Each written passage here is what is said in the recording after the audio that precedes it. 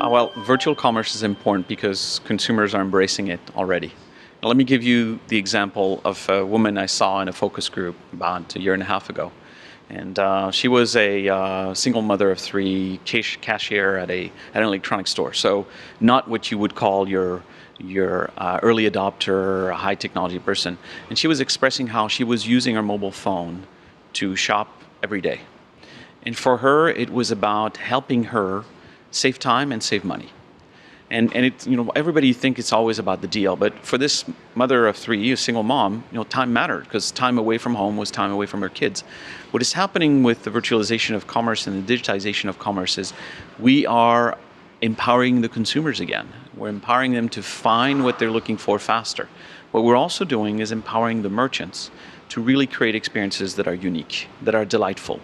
And so, commerce is human, it's intensely human, right? And therefore, there's always an element of emotion. If you create delight, of course there's going to be a consumer response. And today, the response is faster than most in the industry, retailer, technology providers, and so on, can actually deliver. That's why there's so much innovation going on.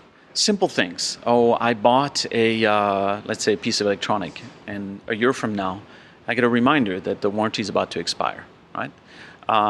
Or that a particular upgrade has happened. The capacity to store data and then to extract from it patterns of behavior and lookalikes between people, and as a consequence to anticipate the need of the consumer and then help them fulfill it. So rather than trying to shove down, oh, people like you bought this, no, what you're trying to do is say, you might be interested in, let me help you find it, right? Needs anticipation and fulfillment is really the direction where we need to go. And then the second thing is just personalization. Things simple as, not everybody wants to have their interface in English. So we might as well deliver it in what they're most comfortable in. So this notion of personalization requires really consumer insights, and consumer insights comes from observing lots of very different things and then understanding the underlying pattern. That's what big data is about. So I think, stop with the fascination with the mobile wallet and the technology of this or that, and really focus on what can you do to enable new shopping stories, right? There's so much that is done to try to bring those new mobile gadgets to the traditional point of sale, when what you could do is bring the point of sale to those new devices, right? So for a large merchant, it means, hey, I can have much more flexibility in my store. I can have pop-up stores outside. I can enable in-aisle buying. I can empower my employees to have a lot more information at their fingertip to really service the customer.